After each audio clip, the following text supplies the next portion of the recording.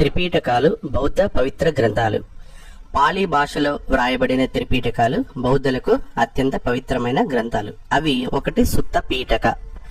బుద్ధుని ప్రియ శిష్యుడైన ఆనందుడు దీనిని రచించాడు. గౌతమ బుద్ధుని బోధనలు ఇందులో వివరించబడ్డాయి. ఇందులో 5 భాగాలుంటాయి.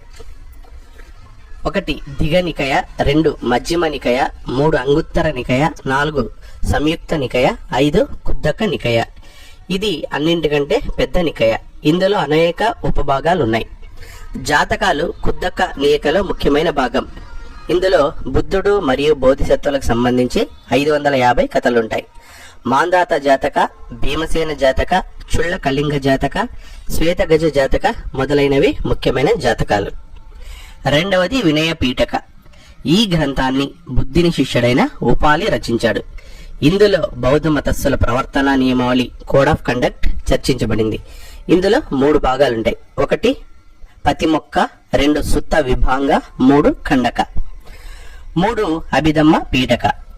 3వ బౌద్ధ సమావేశంలో ఇది వ్రాయబడింది. దీనిని ఆ సమావేశ అధ్యక్షుడైన మొగలిపుత్త తిస్స రచించాడనే అభిప్రాయం ఉంది. అభిధమ్మ పీఠకలో సుత్త మరియు వినయ పీఠకాలకు సంబంధించిన తాత్విక పరమైన చర్చ ఉంటుంది. For more updates, please subscribe my channel.